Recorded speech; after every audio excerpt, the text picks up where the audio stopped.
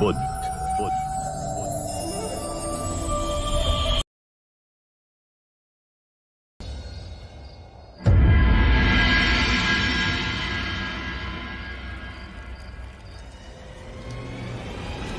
कौन है? कौन है? कोई राजप्रसाद के अंदर घुस आया है।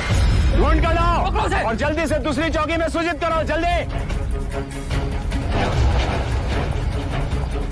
नई नगरी से कुछ लोग राज परिसर में घुसने का प्रयत्न कर रहे हैं। महाराज का जीवन संकट में है, हमें उसे किसी भी हालत में ढूंढना होगा।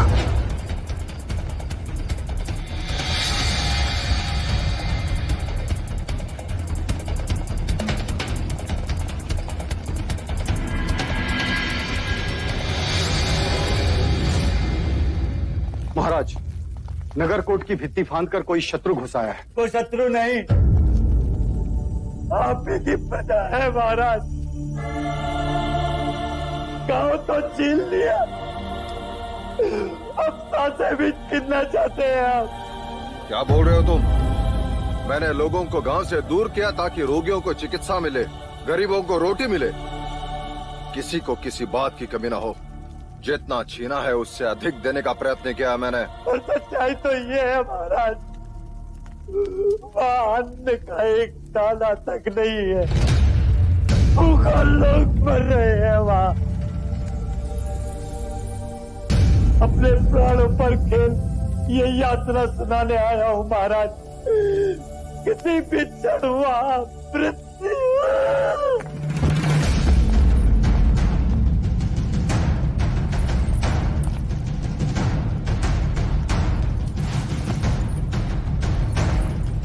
क्या हुआ इसे?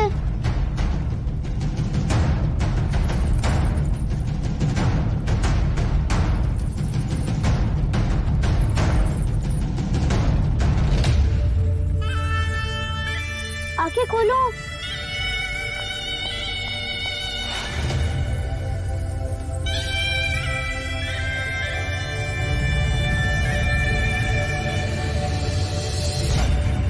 ये उठ क्यों नहीं रहा है? ये गिर क्यों गया? उठो। सिद्धार्थ, वो मर्यादा से अधिक सोमरस पी लिया था इसने, अपना संतुलन खो गया। जाओ उसे।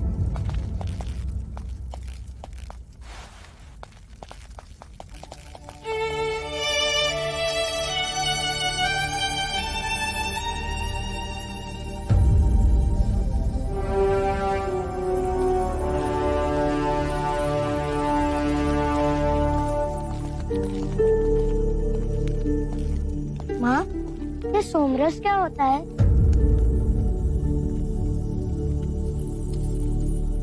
पुत्र, जब तुम बड़े हो जाओगे ना तो माँ, हर बात को समझने के लिए बड़ा होना आवश्यक है।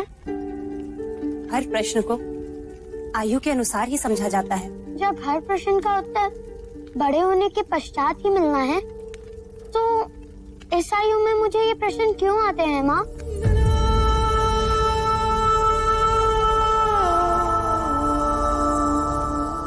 महामंत्री, इस माही की बात पर तुम्हें कितना विश्वास है? महाराज, माही का वचन और उसकी तलवार कपिलवस्तु के लिए हमेशा से निष्ठावान रहे। यदि आज वो रोगी नहीं होता तो हमारी सेना का नेतृत्व कर रहा होता। द्रोणोदन। जी जी भाई महाराज। नई नगरी में अनाज पहुंचाने का दायित्व किसका? वैश्य गौरी गजानन का महाराज।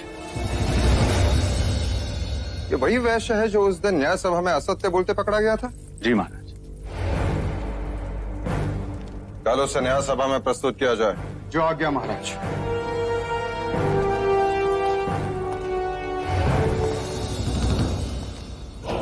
नहीं भाई महाराज, वैश्य गौरी गजानन कल न्याय सभा में प्रस्तुत नहीं। मुझे तो लगता है गौरी, जैसे ही तुम न्याय सभा पहुंचोगे बंदी बना लिए जाओगे। लेकिन क्यों? मुझे क्यों बंदी बनाएंगे? मेरे पास तो महाराज जी का आदेश है, जिसमें स्वयं उन्होंने नई नगरी में अनाज पहुंचाने पर रोक लगाई। कैसी मूर्खों जैसी बातें करते हो गौरी। अगर वो आदेश देते तो क्यों तुम पर क्रोधित होते? क्यों तुम्हें न्याय सभा में बुलाते? सोच गौरी, सोच। मेरे भाई, मुझे तो कपट लगता है। एक बार बंदी बना लिए गए तो बस गए। तो मैं क्या करूं? मेरी बात मान तो भाग जा यहाँ से और ढूंढ उस सैनिक को जिसने महाराज का वो आदेश पत्र तुझे दिया था। सोच मत गौरी, भाग जा।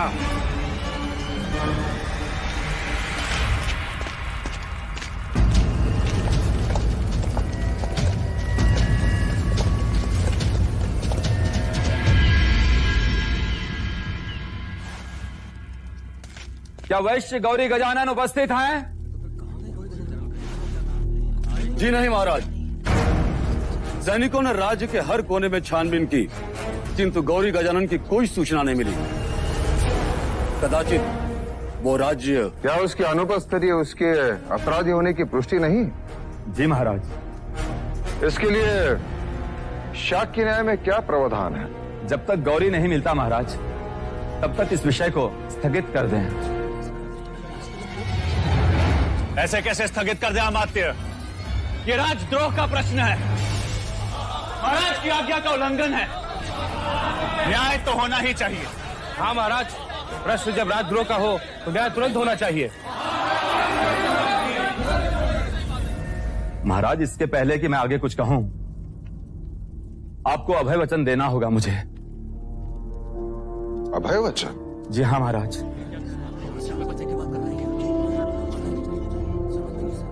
मैं तुम्हें अभय वचन देता हूं अमात्य। महाराज, नई नगरी में अन्न पहुंचाना राज्य का उत्तरदायित्व था और इस कार्य के लिए गौरी को नियुक्त किया था। वो असफल रहा और कोई नहीं जानता कि इस समय वो कहां है। पहले भी गौरी इस न्याय सभा में अपराधी सिद्ध हो चुका है। न्याय सभा ये बात जानती है अमात्य। तो महाराज, अब उसके अपराध का उत्तरदायित्व उसी का बनता है जिसने गौरी का उत्तरदायित्व लिया है। क्षमा करें महाराज, पर न्याय शास्त्र यही कहता है।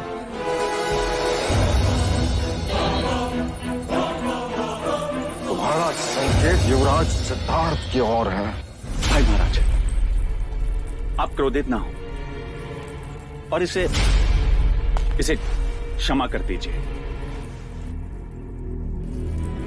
भाई महाराज, कदाचित अमात्य ठीक कह रहा है। हमें इस न्याय को स्थगित कर देना चाहिए। अरे द्रोणोदन, न्याय होगा, अवश्य होगा। परंतु भाई महाराज, युवराज सिद्धार्थ तो बालक हैं। वो कैसे गौरी के अपराध के उत्तरदायी हुए? उत्तरदायित्व लेने वाले को कल दंड गृह में प्रस्तुत किया जाए। न्याय वही होगा।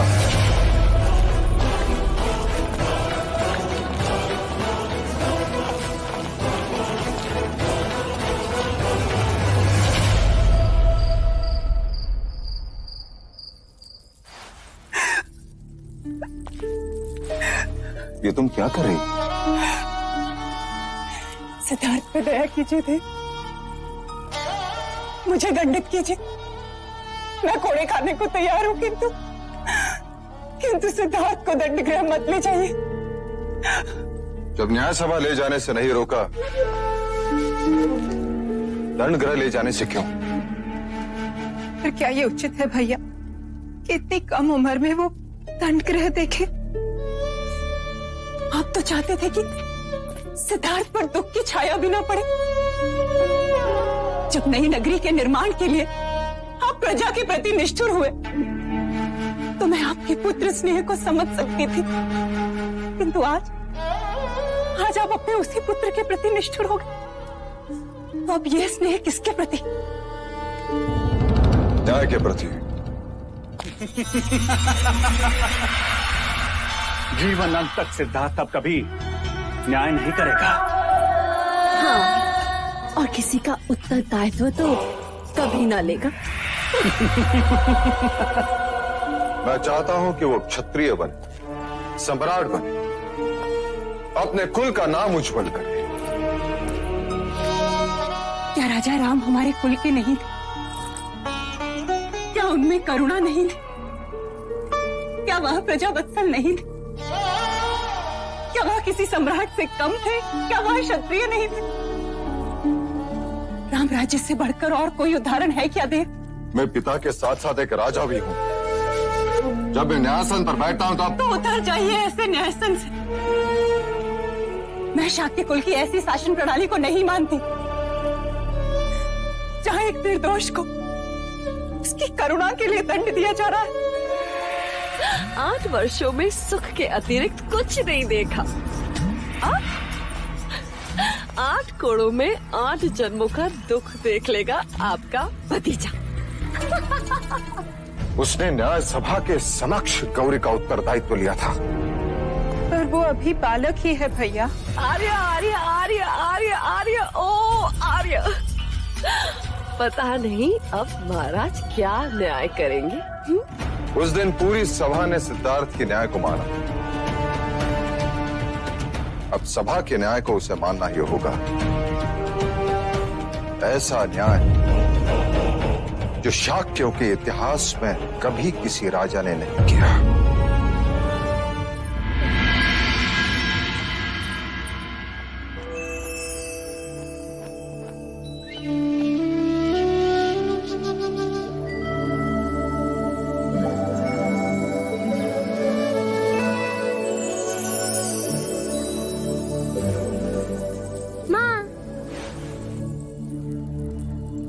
सुबह से ढूंढ रहा था तुम्हें और तुम यहाँ हो।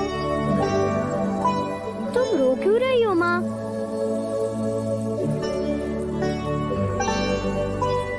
पिछली बार जब मैं गुरुकुल जा रहा था तब भी तुम रो रही थी। जब भी मैं कोई नई जगह जाता हूँ तब तुम रोने लग जाती हो। और लौशिका कह रही थी कि आज मैं दंडगृह जा रहा हूँ। महादेवी, हम युवराज को लेने आए।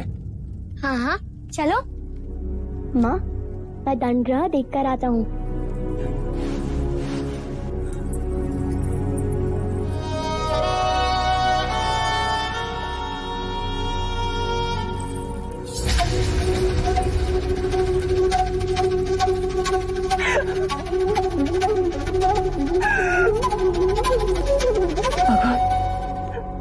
भगवान मेरे सिद्धार्थ की रक्षा करना।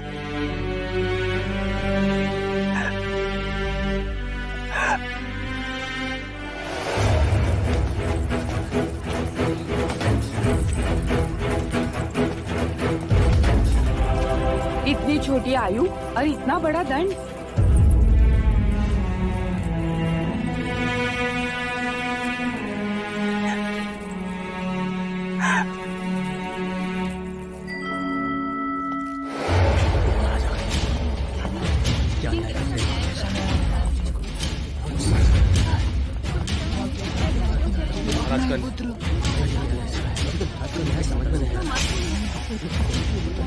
दंडगृह में इतनी भीड़ कैसी? महाराज, ये भीड़ न्याय की विनती के लिए है। कृपा कर आप अपने न्याय को स्थगित करते महाराज। हाँ भाई महाराज, मैं आकाश पाताल लेकर उस वैश्य गौरी को ढूंढ निकालूंगा। उत्तरदायित्व लेने वाले को उपस्थित किया जाए।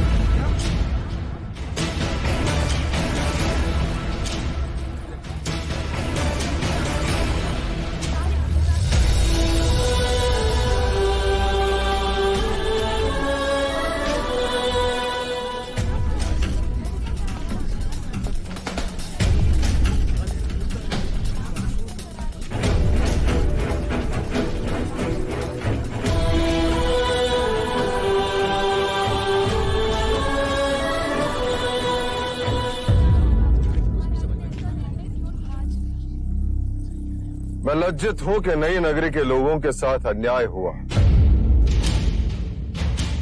अन्न पहुंचाना राजा का कर्तव्य है और यह दायित्व मैंने गौरी को दिया था। उसने दोबारा अपराध किया तो उसका उत्तरदायित्व लेने वाला उसके दंड का अधिकारी है।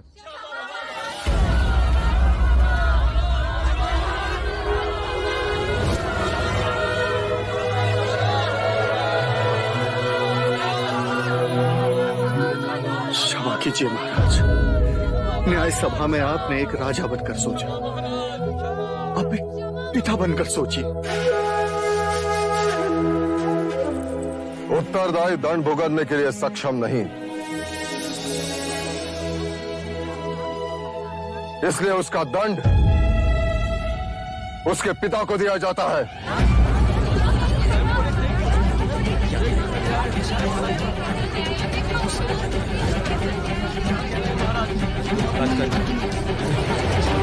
भाई महाराज, आप ये क्या कह रहे हैं?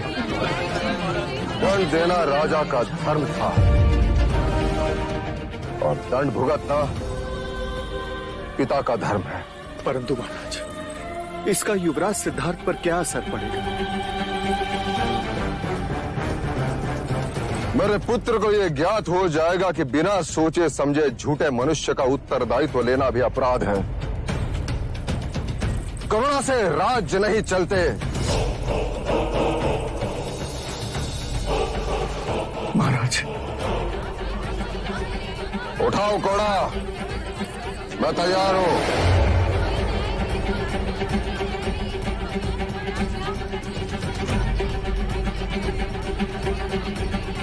घोड़ा उठाओ, अन्यथा तुम्हें भी दंडित किया जाएगा।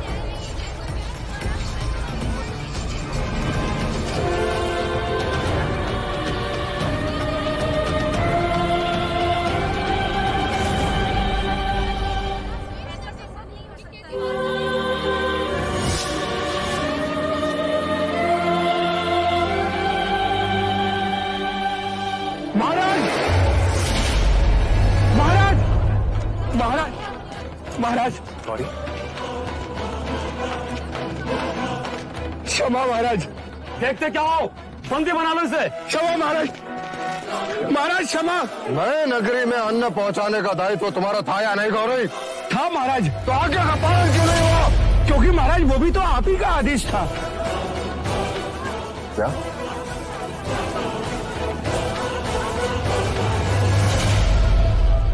मेरा आदेश? हाँ महाराज, ये देखिए, ये रहा आदेश पत्र। वैश्य गौरी गजानन, इस पत्र के साथ तुम्हें आदेश दिया जाता है कि आज तक राज के आदेशानुसार जो अन्न तुम नई नगरी को भेज रहे थे उसे स्थगित कर दिया जाए।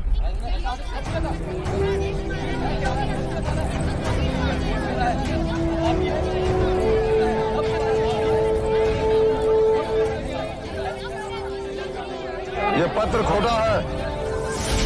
मैंने ऐसे कोई आदेश नहीं दिया।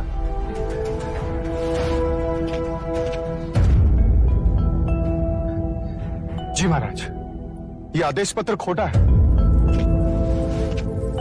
परंतु इसका प्रमाण क्या है? इस पर तो राज की मोहर लगी हुई है। मुहर लगाने वाले से एक भूल हो गई है। लोहे की नकली मुहर लगाने के फलस्वरूप इसके सतह पे उभरी हुई हाथी की चित्र खुरदुरी, जो कि असली सोने के मुहर से नहीं होती। ये पत्र तुम तक किसने पहुंचाया? राज्य के एक सैनिक ने महाराज। कहाँ है वो सैनिक? महाराज, मैं उसी को ढूंढ रहा था। स्वयं को निर्दोष प्रमाणित करने का बस वही एकमात्र प्रमाण था महाराज, पर वो अभी तक मिला ही नहीं। तुम न्याय व्यवस्था को भ्रमित कर रहे हो गौरी। क्षमा महाराज, क्षमा। मैं दंड भुगतने को तैयार हूँ महाराज। शाक्य न्याय प्रणाली के अनुसार तुम्हारे पास केवल दो ही पर्याय है, एक तो कोड़े, अन्यथा नगर निकाला। महाराज, मैं नगर छोड़ दूंगा और जाने से पहले एक बार युवराज सिद्धार्थ से मिलना चाहता हूँ।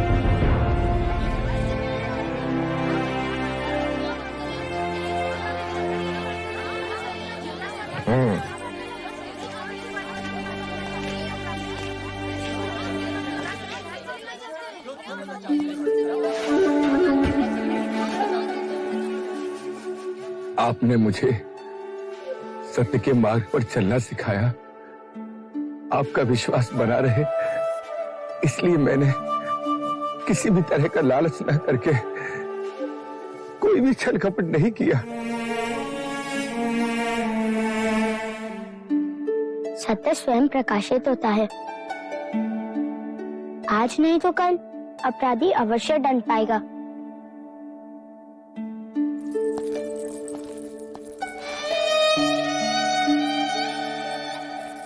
बोलो युवराज सिद्धार्थ की जय, युवराज सिद्धार्थ की, युवराज सिद्धार्थ की, युवराज सिद्धार्थ की, युवराज सिद्धार्थ की, युवराज सिद्धार्थ की, युवराज युवराज सिद्धार्थ की, युवराज सिद्धार्थ की।